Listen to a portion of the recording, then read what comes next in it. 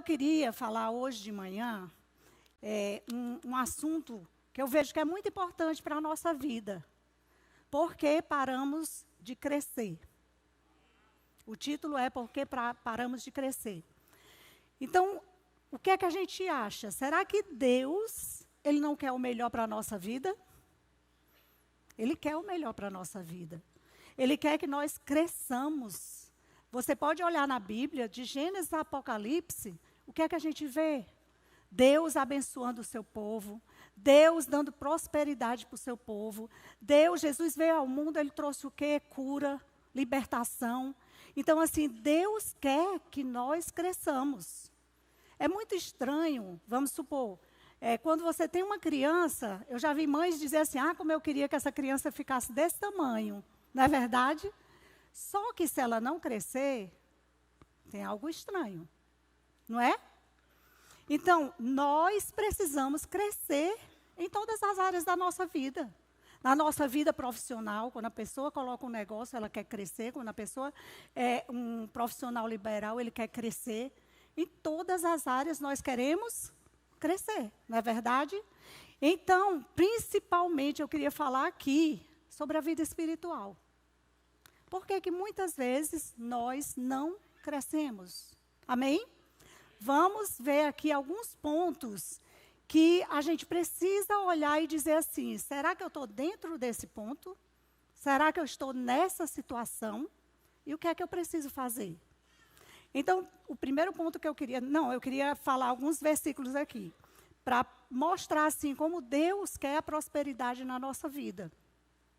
Salmo 92, 12. Eu vou ler aqui tudinho, se aparecer vocês leem, se não, vocês ouvem, tá?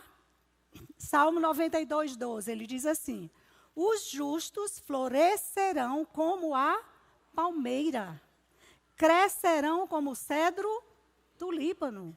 Então, ele está falando aqui que a gente cresce, a gente prospera. Outro, Provérbios 4, 18. Ele diz assim, a vereda do justo é como a luz da aurora ou alvorada, que brilha, vai brilhando cada vez mais até a plena claridade do dia. Noutra tradução diz assim, até ser dia perfeito. Então, Deus quer que a gente cresça, que a gente brilhe, que cada dia que passa a gente seja melhor. Ele quer isso na nossa vida. Então, primeiro ponto, por que paramos de crescer?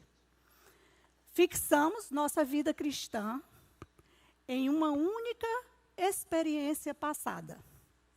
Então, o que é que a gente vê? Pessoas estão paradas, não estão crescendo espiritualmente, porque elas tiveram uma experiência ruim no passado. Então, elas estabelecem isso na vida dela. O passado dela é como se fosse o presente. Então, ela não cresce porque ela só fica lembrando do passado. Só fica lembrando do passado. Mas será que Deus quer isso para você? A gente vê situações na Bíblia, por exemplo, o caso de José. José, ele foi vendido pelos seus irmãos, ele foi preso, mas em momento nenhum você vê José blasfemando ou José se maldizendo. Por quê?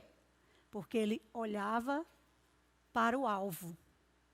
Ele olhava e sabia que a promessa de Deus ia se cumprir na vida dele. Então, aquelas coisas, ele sofreu. Mas aquelas coisas não determinavam a vida futura dele. Amém? Então, não deixa que a tua experiência passada te paralise. Esquece, já passou, isso é passado. Deus tem coisas novas para você. Então, não deixa que isso atrapalhe a tua vida. E a gente fica remoendo o passado, e não cresce. A outra coisa também é, às vezes, coisas boas também nos paralisam. A gente não cresce. Às vezes, é uma experiência que você teve com Deus.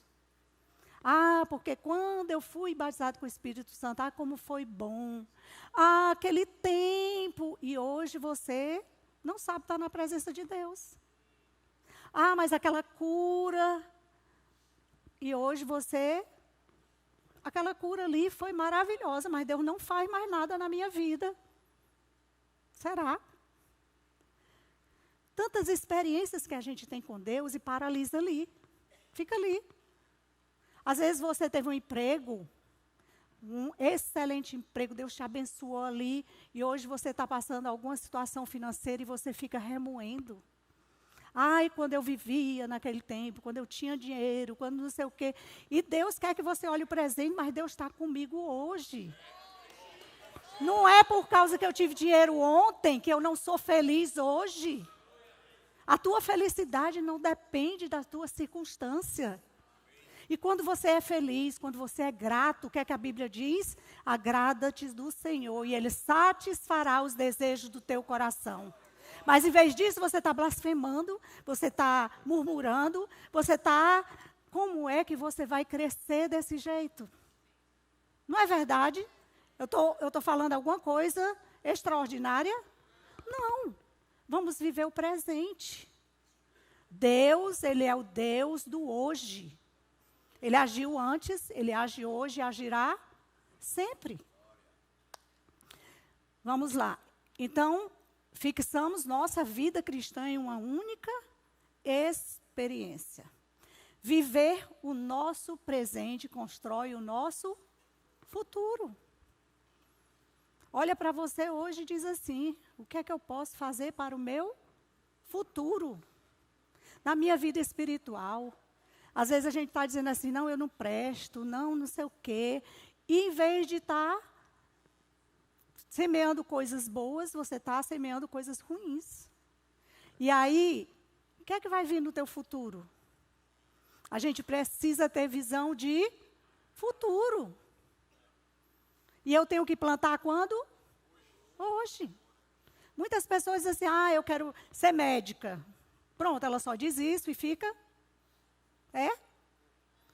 Ela vai ralar, estudar, para quê? Para passar no vestibular. Depois que passa no vestibular, ela passa não sei quantos anos estudando. Depois faz residência, né, médicas aqui? Depois faz residência para poder alcançar aquele objetivo. Qual o nosso objetivo? No reino espiritual, na vida espiritual. O que você está fazendo hoje que vai perpetuar amanhã. Porque às vezes a gente gosta de ver as pessoas, quando estão no palco, um Billy Graham da vida, as pessoas muito famosas. Vai procurar a vida dele, como é que ele começou. Ele começou aos pés de Deus, ele começou evangelizando pessoas, ele começou amando pessoas, e Deus vai fazendo essa pessoa crescer. Então, isso é que a gente precisa olhar hoje. O que eu preciso fazer hoje para amanhã ser uma bênção na mão do Senhor. Não é fácil assim, não. Amanhã eu já sou uma bênção no Senhor. Contar a minha história. Eu nasci no lar evangélico, graças a Deus, sou muito grata a Deus por isso. E a gente evangelizava, minha mãe sempre evangelizou em lugares pobres. E nós éramos 9 filhos. Aí sabe o que a mamãe fazia? Porque hoje as mulheres, desculpa dizer isso, gente, mas as mães hoje nem filho quer trazer para a igreja. E a minha mãe, ela levava a gente, quando era pequena, ela levava 4, aí ia evangelizar nesses lugares, né, pobres. E a gente pequeno, a gente era que era os cantores, né? Então a gente cantava os hinos, as músicas. E a mamãe pegava as crianças, começava a evangelizar as crianças, e depois os adultos começavam a vir. Eu me lembro que uma vez a gente foi para Caxias, e lá em Caxias, a gente foi para uma fazenda, e lá, esse dono dessa fazenda, ele não era cristão. E ela pegou e disse assim, olha, chama todos os moradores aqui dessa fazenda, que hoje nós vamos fazer um culto. Quem era que estava lá cantando? A gente, tudo pequenininho. Cantando, amando as vidas. O que é que eu quero dizer com isso? Muitas vezes vocês olham assim, a posição que eu estou hoje. Gente, eu e o Costa também teve a caminhada dele, a gente ralou, a gente serviu, a gente lavou cadeira, a gente ficou aos pés de Deus todo instante, nos guardamos para Deus. Então, assim, você quer um futuro brilhante? Comece hoje. Não desperdice o dia de hoje. Seja fiel em toda e qualquer situação. Amém? Vamos a outro ponto aqui.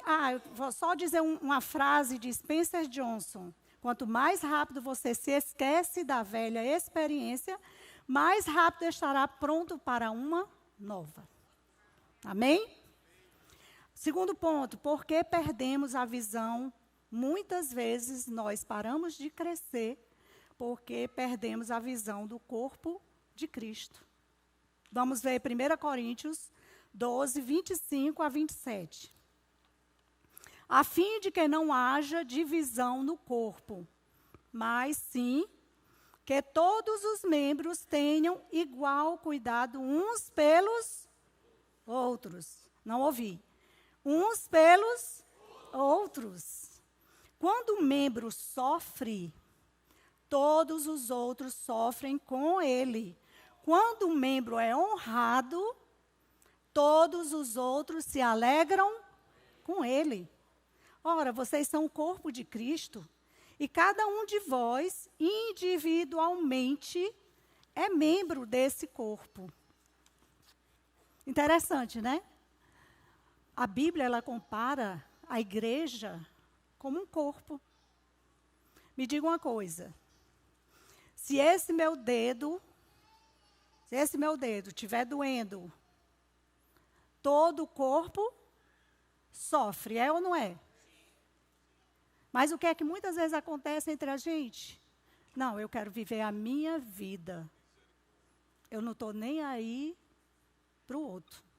Ontem eu conversando com a Joana, e eu dizendo assim, Joana, eu carrego em mim uma coisa assim, eu li no Antigo Testamento, dizendo assim, se alguém está indo por um caminho que não é certo, advirta essa pessoa. Se ela não ouvir, você está livre em relação a essa pessoa. Mas se você vê uma pessoa caminhando, fazendo coisas erradas, e você não alerta essa pessoa, eu vou ser conivente com o que ela está fazendo. Por quê? Porque eu não alertei aquela pessoa, eu não ajudei aquela pessoa. Então, eu dizendo assim para ela, eu não tenho medo de falar para alguém quando ela está fazendo coisas que não são segundo a palavra de Deus, que não estão agradando a Deus. Por quê? Porque eu quero o bem daquela pessoa. Agora, se ela me ouvir, glória a Deus. Se ela não ouvir, eu falei o que precisava ser falado. Por quê? Porque eu não falo de mim mesma. Eu falo pelos ensinamentos de Deus. Então, assim, nós precisamos amar, às vezes até os nossos filhos. Às vezes eu vejo pais que são omissos com a criação dos seus filhos. Eu digo assim, meu Deus, essa pessoa não está percebendo que o filho dele está buscando coisas que são contra a palavra de Deus e ele está nem aí. Posso falar? Então, se você ama seu filho, você vai querer ver o seu filho no caminho de Deus. Gente, amor não é passar a mãozinha em cima, não, do que é errado, não. A gente, às vezes, aqui tem dificuldade com pais, porque se a gente for reclamar uma coisinha assim do filho, o pai quer defender e ainda fica com raiva da gente. Então, ama teu filho. Quem ama, disciplina. Quem ama, dá limite. Sabe por quê? Você não ensina dentro de casa. Mas chegar lá fora, ele vai sofrer as consequências. Porque ele não vai saber respeitar as pessoas. Então, eu queria falar isso para os pais. E eu digo de novo, eu falo porque eu sei que a palavra de Deus é viva. E ela diz, ensina o caminho que ele deve andar e jamais ele se desviará. Posso falar mais? Às vezes a gente quer que os pais, que os filhos venham para a igreja. Mas sabe o que é que o filho ouve dentro de casa? Os pais falando mal da igreja. Será que esses filhos vão amar essa igreja? Gente, não há lugar perfeito. Para de olhar os defeitos. Para de olhar, porque aqui são pessoas imperfeitas. Em nenhum lugar você vai achar pessoas totalmente santas. Por quê? Porque ninguém foi ainda para o céu. Esse santo, se tiver, Deus leva. Então, nós estamos num lugar que tem pessoas imperfeitas. Mas ame essas pessoas imperfeitas. Nós estamos num lugar que a gente precisa ajudar outras pessoas. Se uma parte do teu corpo está sofrendo, você deve sofrer com aquela pessoa. Ele diz aqui, se outro é honrado, honra também. Às vezes a gente vê o quê? Espírito de inveja. Fulano está crescendo. O que é que está acontecendo, hein? Ixi, esse cara não deve estar... Misericórdia. Vamos pensar bem das pessoas. É melhor pensar bem do que ficar julgando. Verdade ou não é? Né? Então, nós somos um corpo, a gente tem que se defender um ao outro, a gente tem que amar um ao outro, a gente tem que estar querendo servir um ao outro. E esse amor só vem através de Deus. Só quando eu estou bem espiritualmente. Porque se eu não estiver bem espiritualmente, sabe o que é que acontece? Eu quero tudo para mim. As pessoas têm que falar comigo, as pessoas têm que ter pena de mim, as pessoas têm que ter misericórdia de mim, e eu estou nem aí para os outros. É mentira ou é verdade? Então, muitas vezes a gente só quer pessoas boazinhas. Eu não quero ninguém ruim do meu lado. Mas, às vezes, Deus coloca pessoas difíceis do nosso lado e a gente aprende com essas pessoas. A gente aprende a ter paciência. A gente aprende a amar, independente de circunstâncias. É ou não é? Ou a gente aprende ou a gente continua do mesmo jeito. Se isolando, saindo de perto das pessoas, porque as pessoas nos magoam, porque as pessoas não são do jeito que eu quero. Às vezes tem até essa situação, né? Eu sou desse jeito, eu sou organizada, eu sou não sei o quê, e eu exijo que o outro seja igual a mim. E não suporto aquela pessoa. Sabe que está certo isso? Então a gente precisa estar buscando a Deus. Tudo se resume nisso, né? Precisamos estar na presença de Deus.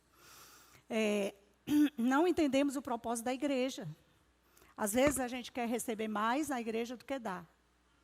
Às vezes tem pais que exigem tanto em relação ao culto infantil, ao VK. Mas se a gente disser assim, você quer ajudar lá? Você está vendo isso, tal? Que tal você ajudar lá? Será que vão?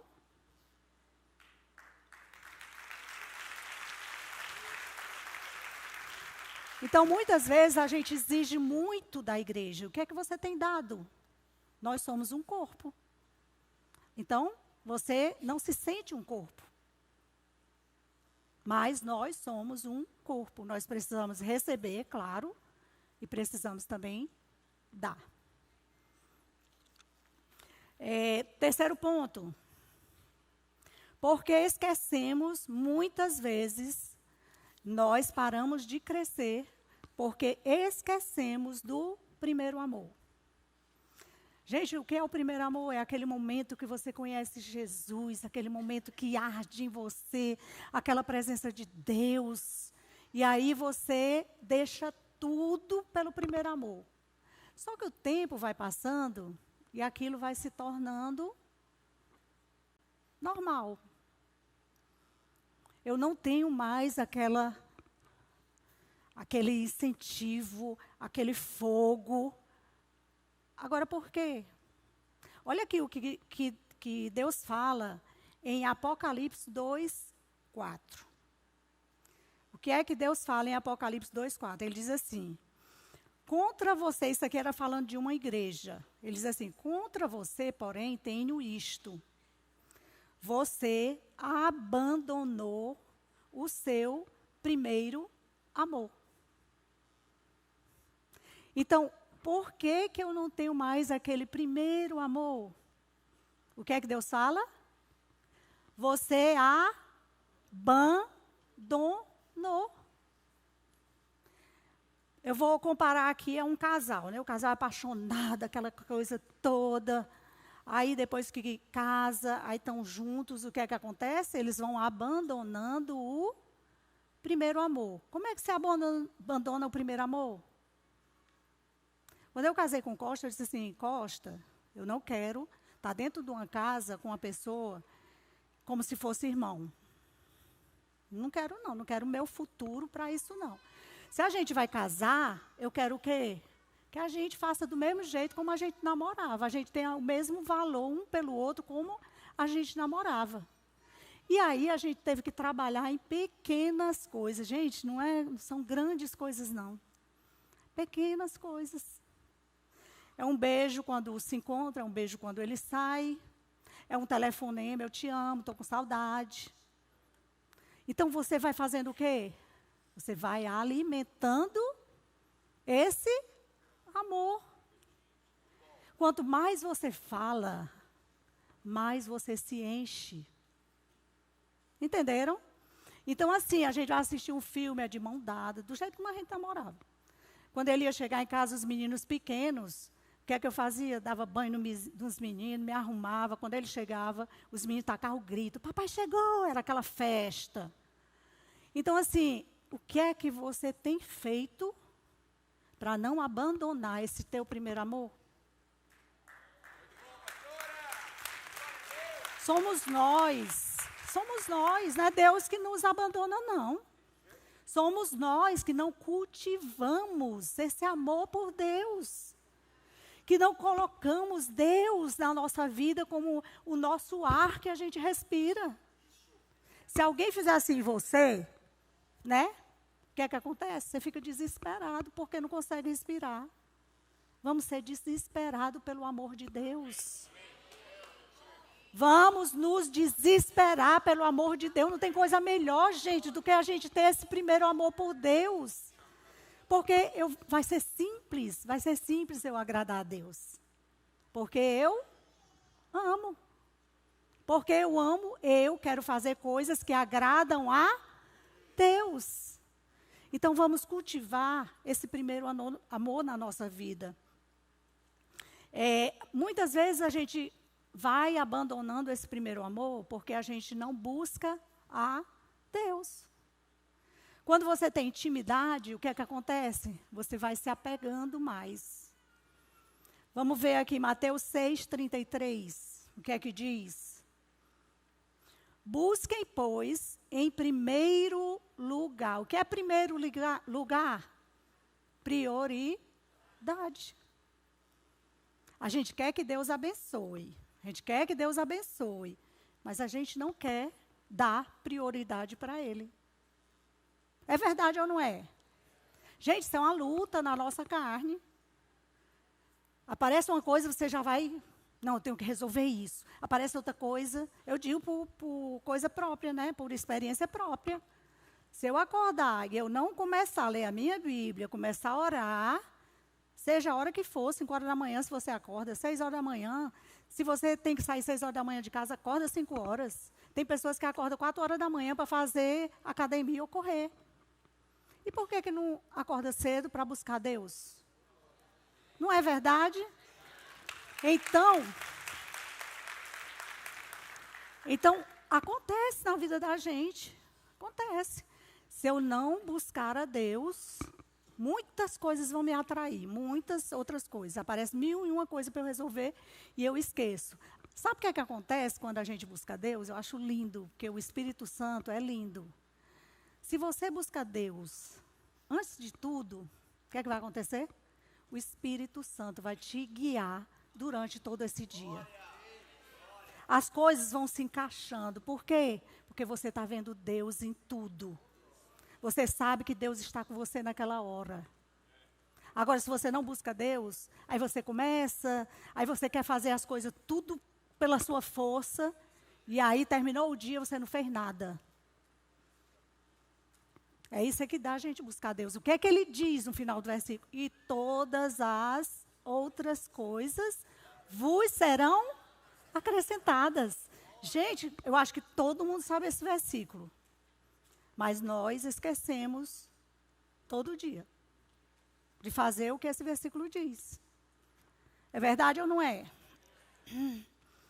Então, vamos ver também aqui aquilo que eu falei, né? Que o que a gente planta hoje, a gente colhe amanhã. Se eu planto as coisas de Deus na minha vida, eu vou colher o quê? A presença de Deus, a direção de Deus. Agora, se eu planto aquilo que eu quero, a minha vontade, é tudo eu, o que é que eu vou colher? As consequências. Aí, depois que eu colho as consequências, eu me lembro de Deus. É ou não é? Eu acho engraçado, porque tem pessoas que chegam e dizem assim, ai, por que Deus deixou acontecer isso comigo? Foi Deus que escolheu. Você parou e procurou ouvir a voz de Deus nisso? Não, eu sei que eu tenho que abrir essa empresa, eu sei que eu tenho que fazer não sei o quê, aí vai e faz na frente de Deus. Tem mulheres que querem salvar os maridos, né? Aí fica tomando a frente e quer falar, e quer não sei o quê. Aí depois não dá certo, aí diz assim, meu Deus, por que esse homem não se converte? Meu Deus, tudo é Deus, né? Mas somos nós que estamos, o quê? Semeando. Então, aqui, ó, Gálatas 6, 7, 8, eu amo esse versículo, eu amo. Não se deixe enganar. De Deus não se zomba. Pois o que o homem semear, o que é que acontece? Isso também colherá. Aí ele diz assim, quem semeia para a sua carne, colhe o quê? Destruição. Se eu quero fazer só a minha vontade, Eu estou com medo do tempo. Mas vamos lá, né? Então, eu quero fazer só a minha vontade, Aí, o que é que acontece? A vontade de Deus é que é boa, perfeita e agradável. Mas a gente não enxerga isso. A gente quer fazer a nossa vontade. E depois sofre as consequências. O outro ponto. Por que paramos de crescer? Porque não ser guiado pelo Espírito. Então, é aquilo que eu falei agora, né? A gente só quer a nossa vontade. Não, é o que eu quero. Às vezes Deus está falando assim, não vai. Aí você diz, eu vou. Aí sofre as consequências, né? Vamos ver 1 Coríntios 2, 9 e 10. Olha aí, ó. Todavia, como está escrito, olho nenhum viu, ouvido nenhum ouviu, mente nenhuma imaginou que Deus preparou para aqueles que o amam. Mas Deus o revelou a quem? A nós, que temos o Espírito Santo. Por meio de quê? E por que muitas vezes eu não sei o que Deus tem preparado para mim? Porque eu não estou buscando ser guiado pelo Espírito.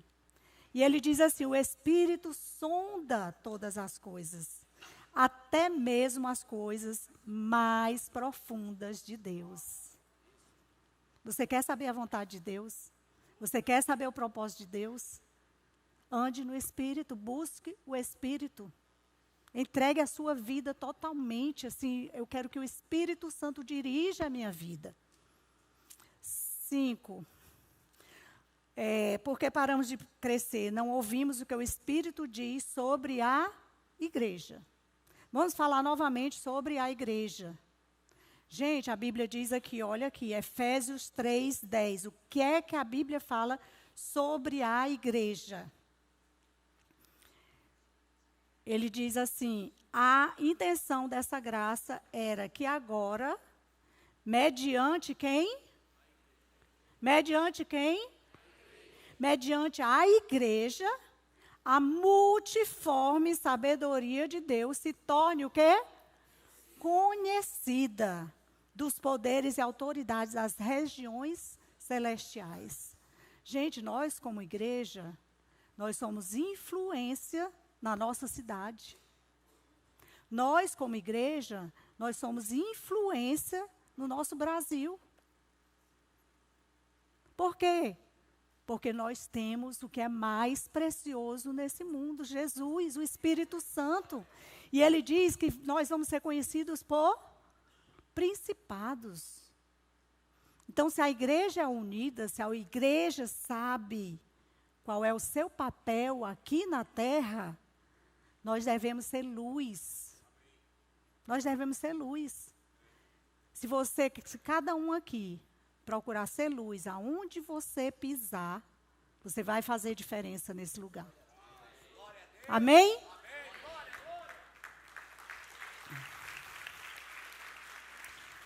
E a outra coisa, porque paramos de crescer, que é quando não ouvimos o que o Espírito diz sobre a igreja, é que nós precisamos influenciar este mundo e não sermos influenciados por ele. Vamos ver 1 João 2, 15 a 17. Não amem o mundo, nem o que nele há. Se alguém amar o mundo, o amor do Pai não está nele. Pois tudo o que há no mundo, o que é que há no mundo? A cobiça da carne, a cobiça dos olhos e a ostentação dos bens. Ou seja, a soberba da vida, em outra tradução. Não provém do Pai, mas do mundo. O mundo e a sua cobiça passam. Mas aquele que faz a vontade de Deus permanece para sempre. Aleluia! Gente, o que é que acontece? O que é que ele está falando aí? As pessoas que não têm Deus, que não conhecem Deus, não conhecem Jesus, elas têm uma vida de hoje. Elas não pensam no futuro. Então, o que dá vontade de fazer, faz. Não quer saber nem as consequências. Por que ele diz cobiça dos olhos? Porque tudo que vê é o que satisfaz. Então, o que é que a gente vê aqui no mundo falando sobre isso? Cobiça da carne, cobiça dos olhos e a soberba. O que é que há no mundo? Inveja. Infelizmente, a gente tem ouvido o quê? Filhos matando pai, mãe. O que é isso, gente? Egoísmo. Eu estou pensando só em mim. Eu não quero essa mãe para mim, eu vou matar. A gente está chegando a esse ponto. Mas o que é isso? A concupiscência da carne, o desejo desordenado da carne.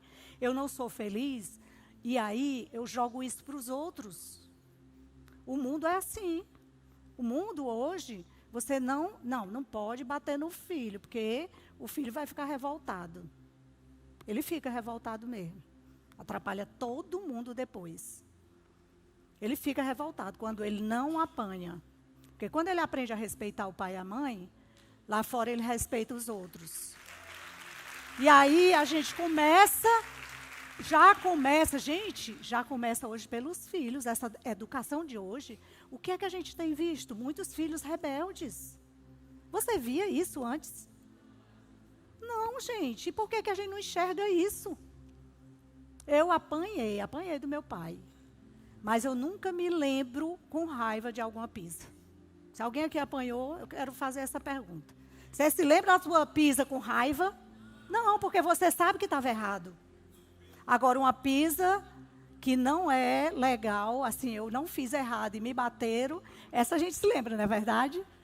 Então, assim, mas a gente precisa de disciplina, é o ser humano. Nós precisamos de disciplina.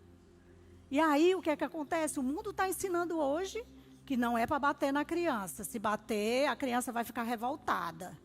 Aí a Bíblia diz assim, que a criança entregue a si mesmo é vergonha para sua mãe. E é mesmo. É mesmo, a criança se deita no chão, rola no meio dos outros, faz escândalo, às vezes bate na cara da mãe, e a mãe está só olhando. Então, os pais também, pior ainda, porque o pai, ele tem que ter aquela voz forte dentro de casa. Às vezes até não bate, mas na hora que ele olha, diz, olha o que eu falei, a criança já tem aquele respeito. E quando chega lá fora, ela sabe respeitar um patrão, ela sabe respeitar um professor. ela sabe respeitar um pastor. Eu, sinceramente, eu ainda sou da fase antiga. Eu estou só falando aqui, mas eu vou falar. Eu sou da fase antiga. Meus filhos nunca chamaram ninguém de tu. Nunca. Até hoje, eles já estão adultos, estão casados. E a Andréa, por exemplo, a Andréa chega, se ela vê uma pessoa assim, ela diz, a senhora, ela tem maior respeito pelas pessoas. Gente, educar, ensinar o filho o que é autoridade. O diabo está querendo tirar isso. Porque sabe quem é a autoridade da nossa vida? Deus. Se ele tira a autoridade de pai, se ele tira a autoridade de alguém mais velho, ele está tirando a autoridade de Deus também para as crianças. Quando elas entendem sobre a autoridade, elas vão respeitar Deus. Entenderam? Então é isso que o inimigo está querendo hoje. Ele quer tirar total essa questão de autoridade. Ai, Jesus, falei. Então, vamos mais rápido, né? O ponto 6, que eu não quero demorar, não quero deixar vocês aqui todo tempo. Ponto 6, perdemos a noção do Deus absoluto. Hoje tudo é relativo. Muda a palavra de Deus. Não, mas isso aqui era antes. Hoje não tem mais isso, não. Não, mas isso aqui era antes. Tudo por Jesus. Maconha por Jesus. Eu estou dizendo isso porque eu já soube que tinha um acampamento fora, que os caras tudo louco e dizendo que era por Jesus. Gente, hoje nós temos que conhecer a palavra. A palavra de Deus é absoluta. O nosso Deus é absoluto. Ele não muda. A palavra de Deus diz que Jesus é o mesmo ontem, hoje e eternamente. Os ensinamentos de Deus ainda são para hoje. Aí o pessoal fala de Velho Testamento. Ah, o Velho Testamento existia isso, aquilo, aquilo outro. Gente, existia porque o povo era rebelde. E, por exemplo, vou dar um ensinamento para vocês aqui. Quando não se obrigava a usar o cinto de segurança, você usava? Mas você sabia que se batesse, você estava lascado. Não é não? Mas você usava? Usava não. Por que veio a lei para você usar o cinto? Proteção. Aí, todo mundo começa a usar. Chega um ponto que Deus, ele criou a lei. Por quê? Porque os homens já não tinham mais noção do que era certo. Então, foi preciso criar a lei. Por que hoje a gente não precisa da lei? Porque a gente ama a Deus e a gente faz o que é certo. Entenderam? Por isso que nós fizemos no período da graça através de Jesus. Porque a gente faz o que é certo por causa dele. Porque ele está em nós. E a gente não precisa de lei. Amém? Glória a Deus.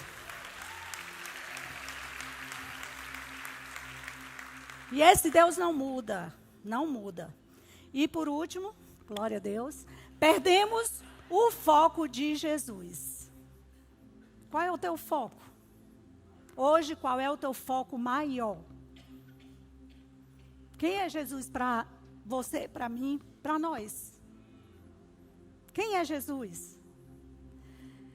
Será que Jesus é aquele que tem que resolver meus problemas? Que tem que me curar? Que tem que fazer tudo que eu quero, que eu preciso?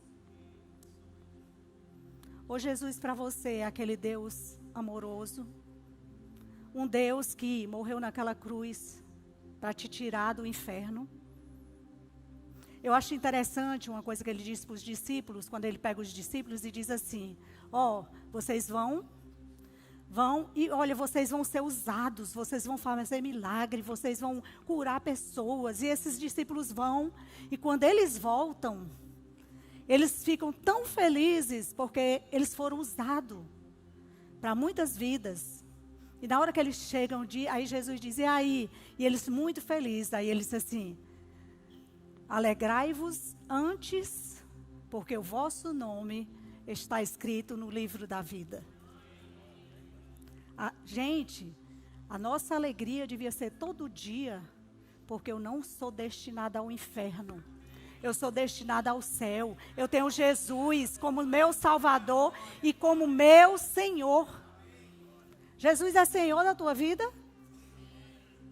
Amém? Você quer viver agradando a Deus? Você reconhece o sacrifício de Jesus e por isso você se alegra, mesmo na hora da tribulação? Será que mesmo na hora da tribulação, como aquela música diz, eu tenho certeza que Ele está comigo? Que na hora que jogaram aqueles 3 na fornalha de fogo, eles disseram assim, mesmo que Deus não nos livre, mas nós não vamos negar esse Deus. E naquele momento tinha um anjo com eles, apareceu o anjo. Deus está conosco, mesmo na fornalha ardente. Deus está conosco, mesmo para atravessar o Mar Vermelho. O Mar Vermelho está aqui, eu não vejo saída. Deus está ali para abrir o Mar Vermelho.